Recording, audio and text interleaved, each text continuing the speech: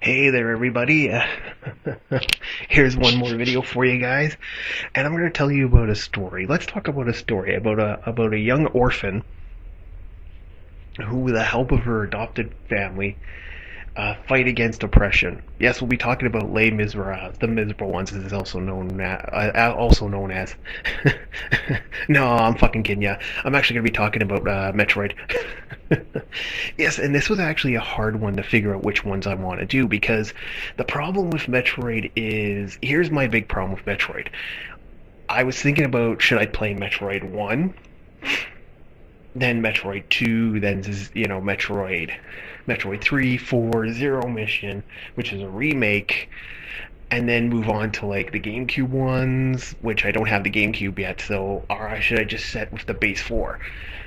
So I've thought about it, and I've thought about it, and I thought about it, and I went, you know what? I think I'm just gonna do the base storyline of the games do this as an installment of the games I played in my grandma's basement. As those games I played, and this is pretty much the last little bit of games I actually did play in my grandma's basement was Metroid Zero Mission and Metroid Fusion, because legitimately at that point there was like a couple more games. I actually left my PlayStation there for a bit, and I played a couple more PlayStation games. But this is right around the time where, when these games were coming out, I basically, this was no longer my man cave. I got my own apartment, which I lived in my other apartment for a long time, like almost 15 years. It kind of sucks. This is such a shitty situation. Okay, here's what happened. So I moved from one apartment because they need to do maintenance. I had been there for so long that some maintenance really need to be done. Like I took decent care of the apartment, but after almost 14 years of living somewhere, they had to do maintenance, and so they needed to get me out because I have nowhere else to really go. So I moved to another apartment, and everything was fine there for quite a while. And then they moved this guy above me, and I've been having problems with the neighbor above me, and I've been constantly having issues and just big shit storm going on there. And so I finally had to move. So I'm now moving again to another apartment in the building. I've actually talked to them about that. They said, okay, well, we'll move you into another apartment. So I was either going to do one of two things. I was actually debating about moving out altogether, but I do have people and friends in this building, so I don't want to leave that. Like, it's actually a decent place. It can be a decent place. So it's going to be an interesting move. The next place I'm moving should be a lot more quieter, hopefully. It kind of sucks altogether. I really didn't want to move. I wish I could have resolved the situations with the problem above, but it looks like that's not going to happen, so there's not much I can do. There's not much I can do about the situation, so it's just basically kind of like, fuck. So, yeah. There's that story. Now, as for the Metroid situation, well, this one was hard to figure out, so I've decided to do the storyline. So instead of playing Metroid 1, I'm going to play Metroid Zero Mission, Metroid 2, Metroid 3, and then Metroid 4. I don't know if I'm going to do the GameCube ones. I could probably do the GameCube ones, but again, like I said, this wouldn't be games I play in my grandma's basement, so, it's getting there. I could actually keep going with this games I played in my grandma's basement for a long time. Like, I mean a long time. Almost every Super Nintendo game I had was played in my grandma's basement. So yeah, I got quite a lot of those. So yeah, we'll figure something out. So yeah, so this is Metroid Zero Mission, and what can I say about Metroid Zero Mission? Okay, this is a decent game. Like, compared to Metroid 1, which I did play a little bit of Metroid 1 as well, to do this one, I was like, man, it was so happy to have a remake. I really was, because this actually makes the game a lot more fun. Like, I'm getting into the habit of, I'm having issues. Like, there's a certain level of gameplay that there has to be a level of standards in gameplay. And the original Metroid game is kind of dull. Metroid 1 is kind of dull. Metroid 2 was a little bit more fun and in depth. So this one you play well, obviously Samus, and she's basically retelling the story of, I guess in the way she's retelling her story but you get to play through the storyline of this. And it's really interesting because the storyline for Samus is kind of that in its own right is a little bit hard. Like, I guess I could take information from the manga, information from this, information from the Nintendo Power, but from what I took from the games, Samus lost her family. Her ship crashed on. I think it was Zabibs. I think is the name of the planet. She crash landed on this planet. And basically, by crash landing on this planet, her family pretty much died, and she barely survived. She was seriously injured. And these bird-like creatures known as the Crozoians, or Crozones, or whatever, Zoans, or Zoans, I'm saying that totally wrong. I'm so saying that totally wrong. The Crozoians, I think. So yeah, these characters are basically, in a nutshell, are like these bird-like creatures. They save her. And so she gets saved by them and they care for her, and she ends up, living most of her life with these creatures until they eventually get invaded by these space pirates. I guess alien, I don't know what you could call them. They're basically called space pirates throughout the game. They don't actually have, I don't think they have an actual name. And that's being led by this entity known as Mother Brain, who basically takes control of everything. She has like this psychokinetic ability and takes control of stuff. So she's basically, in a nutshell, because of this, she's taken control of a bunch of little segments. She took control and this basically took control of this planet, and the bird race was almost wiped out again. So they're damn well nearly destroyed in this segment. So they basically died. So Samus becomes a military, becomes a bounty hunter, uses their alien technology because she now has the ability to use their technology because when she was injured, they gave her some of their DNA. So she's actually able to use their technology. And in a nutshell, she's basically gone back. She comes back to this planet to take out Mother Brain and, deal this deafening blow to the space pirates. So that's basically the storyline, is that she's actually going after this alien presence. And I don't know what I can say about Mother Brain. I have a theory about Mother Brain, actually. I think the entity Mother Brain is like a parasitic energy. It's a parasitic force. It's something that's like a parasite, and it comes to planets, sucks the planets dry, and that's why she has her invading forces come down, and then she does it over and over and over again. That just kind of makes sense to me. So yeah, Mother Brain is basically, you have to constantly and continually fight Mother Brain. Through this one, you're basically fighting her minions and all the creatures that exist. And it's kind of funny that this game is called Metroid, because you really don't fight Metroids until, yeah, that is weird that they call the series Metroid, because that's the one little creatures that you don't fight until the last bit of the game. And really, that doesn't make much sense, I guess. I don't know, it just kind of seemed weird that these were what they're called. So it's kind of an odd way that they did this. Now the gameplay itself, well, what can I say about this gameplay? That it is actually, because it's a revamped version, they put stuff in the gameplay that I really like the whole ability to grab. Okay, I love the fact that you can grab power armor. I mean, you can grab ledges. That is an awesome addition. And I would wish it was in other games.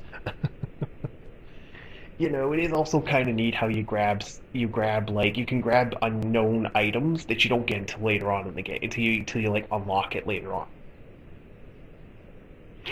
That's kind of cool. But basically, this is your ultimate. This is a dungeon crawl. This is an explorer game. That's how every Metroid game has been played for a long time. It's the general. It's a general exploring game. Oh man, I'm feeling that cold coming in. It's a general exploration game. You go to locations, and that could be its bet, that could be cool, but at the same time that can have a huge amount of issues. Like, backtracking is a pain in the ass. It's nothing like seeing that little freaking bomb at the that little bomb or that missile in the far right corner, and you can't get to the freaking effing thing, and you have to skill your way through it. And that happens a lot in the game. And you don't get super missiles until one point. You don't get this, you don't get that. It's just it's just really, it's actually quite difficult to get stuff. But the funny thing is that how difficult the actual game is for like acquiring stuff, finding stuff, getting key things can be a pain in the butt, which is the whole point of the game. At the same time, the boss battles are crap in this one. Like, I think the first Metroid was a little bit harder for some of the boss battles. Like, this one, I didn't find this one in particularly difficult when I fought the bosses. Like, I gotta say this is even, he makes an appearance in Super Metroid, I think. And I'm gonna say this right now, I really hated this thing. I really. Okay, it's this giant like Godzilla monster. It's a really cool monster. The problem is that he can't really reach you, can't really get at you, and all he does is shoot stuff at you. Well, the thing is that he shoots it within such segments that really you can't. It's damn well impossible not to like be able to beat this thing like a joke. It's such a freaking joke to kill this thing. It's like I wipe it out so quick it's not even funny. Especially in this version. I think he's a little bit more powerful in Super Metroid, but it's been a long time since I've played Super Metroid, so who knows? Like this boss was kind of a joke. Same with the bird thing, with that Rodan thing. I don't know what the hell it is, that dinosaur. I keep calling it Rodan, which because it keeps on reminding me of Rodan. I don't know what its actual name is. I can't remember what the actual name of this thing is. But yeah, the whole Rodan monster, that bird thing, this one is particularly super, super, super easy. You can kill this thing in a couple seconds in normal mode. And one of the biggest negatives is Mother Brain. Wow, did they make her dumb? Like, honestly, I remember in the original Metroid 1 game, holy crap, is she she's kind of difficult. In the one. The reason she's a little bit difficult is because you can't hide anywhere. In this one, if you know what you're doing, you can jump on one of the, like, there's two things you can do. If I remember correctly, when you go into the area, the door closes, so you're trapped in that location. So you basically gotta kind of like fight your way to get to her. In this one, you can backtrack, go back and forth. I don't know if in hard mode they changed that and it actually gets a little bit more difficult. Maybe it does. I'll find out. I'll find out when I replay the game. Maybe it actually does do a little bit more for you. But at this point, I'm like, eh. The other thing that Metroid kind of did was that, here's what you could do in the game. First of all, you can leave and come back, which in other words, you can destroy all her force fields, leave, max out your missiles again, and then come back and wipe her out. And that's kind of funny. The other thing you can do is you can jump on this ledge on the far right corner, and while they're like shooting all her stuff at you, and you can just basically jump back down, attack, jump back up, jump back down, attack, jump back up, and you'll wipe it out like in a matter. It was just really easy. The difficult thing was when you actually lose the power suit. This is actually one of the only game that I can vaguely remember that she actually loses the power suit. And you actually get blonde Samus. Begs the question, was Samus actually blonde originally? Because in Super Metroid she looks like a redhead. Just saying. So yeah, you get blonde Samus in this one, and you actually get this crappy pistol, and you have to go Metal Gear Solid. What happens is your ship gets destroyed, and your character basically loses her power suit. And you have to sneak into the mothership, the Space Pirates mothership, which you basically have all these like security systems that kick off, and you have to actually sneak all the way through and actually like get to this area, and your gun doesn't kill things. This can be This is aggravating. Like the entire game, I don't think I ever remember dying. Like not once. Not once did I ever die in this game. But when I played that stupid bloody stage, oh man, I died like 8 or 9 times. Just because I couldn't get to locations fast enough, or something would spot me at the last moment and be like, oh fuck you, I gotta do this all over again. Man, this pissed me off. This totally and utterly pissed me off. But the benefit is once you do finally beat it and you get to the one area where you get the ultimate suit, it makes the game a little bit more broken when you can actually go through and kill everything. That's fun. That is really fun. Where you can just basically kick everything's ass. That makes the game a lot more fun. Where you just bam, bam, bam, bam, bam, bam, bam, and like yeah, I had fun when I got that suit. I actually remember I was like purposely killing stuff. I was like, oh wait, there's that stupid space pirate over there. No, you're gonna die. Bang. Because I hated those things so much. It just pissed me off so much.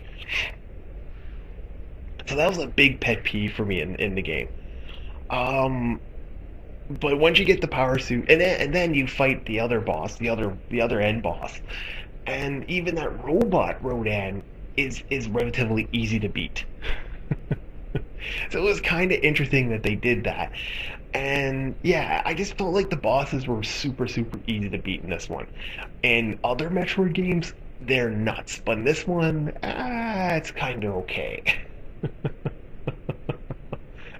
Some of them are nuts. Like, I can't wait to talk about Metroid 2 and how. Yeah, I'll get to that shortly.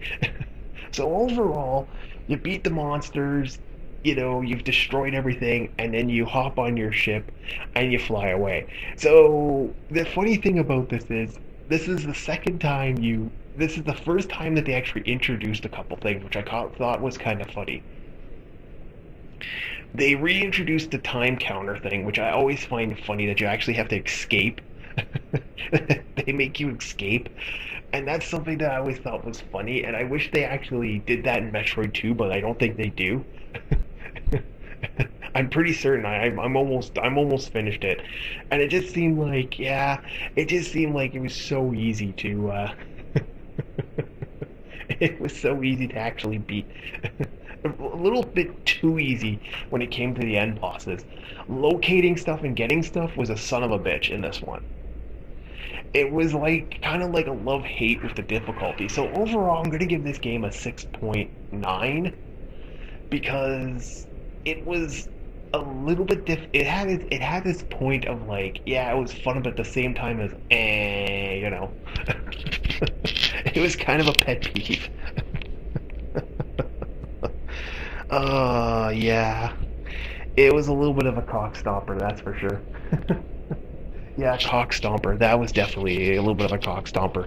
Some of the stuff, especially like I said, without having that power suit, man. Oh man, it's kind of funny. It's like I kind of thought that was neat that they did that, and that's the first game where you actually were able to play her like that. I think. Well, at least not like in battle mode, like in Smash Bros and stuff. But like that was kind of an I don't know. The cutscenes were okay too. Actually, I didn't discuss the cutscenes. The cutscenes were okay, and to see a revamped version of Metroid 1, I liked it. There were moments in this version that actually I liked. Like, you could play almost note for note some areas. You actually got to see stuff from the original Metroid game, and to have them elaborate on this was really good. So, like I said before, 6.9, it's an okay game. Next week, I guess I'm starting Metroid 2. I'm almost done Metroid 2, and I'm started Super Metroid as well, so I'm trying to play them all at the same time. I'm also doing Mystic Quest, so this should be done soon. Well, anyway, have a good one, guys and gals, and I guess I will see you in the next video.